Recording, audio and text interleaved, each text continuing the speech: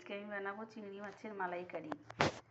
তার জন্য আমি চিংড়ি মাছ ভালো করে ধুয়ে ভেজে নিয়েছি নুন হলুদ দিয়ে।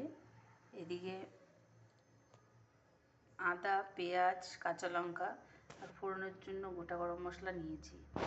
আর অন্যদিকে আমি কড়াই বসিয়েছি, কড়াইতে তেল অল্প দিয়েছি।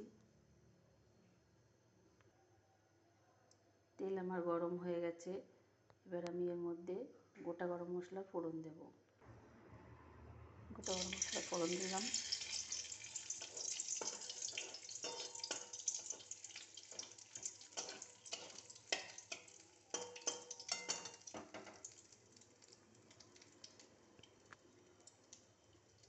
এবার এর মধ্যে আমি আদা, পেঁয়াজ ও কাঁচা লঙ্কা দিয়ে দেবো।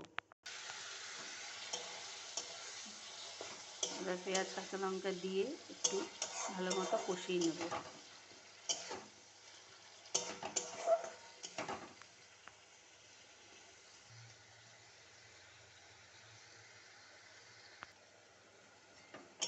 ভালো মতো একটু কষে আসলে এর মধ্যে নুন, হলুদ, জিরের গুঁড়ো একসাথে করে আমি এর মধ্যে দিয়ে দিলাম।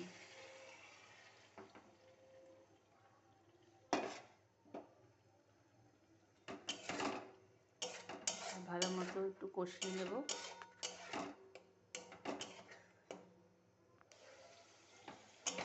আমার ভালো করে কষানো হয়ে গেছে। এবার আমি আগের থেকে করে রাখা নারকেলের দুধটা এর মধ্যে দিয়ে দেবো। যেমন নারকেলের দুধ, এটা আমি মশলাটার মধ্যে দিয়ে ভালো করে মিশিয়ে নেব।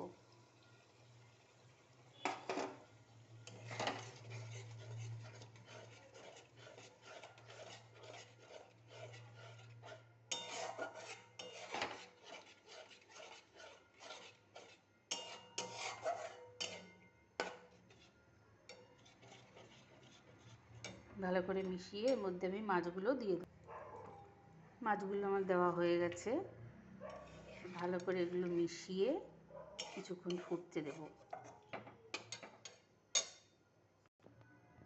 চিংড়ি মাছের মালাইকারি আমার রেডি হয়ে গেছে, এরকম দেখতে হচ্ছে।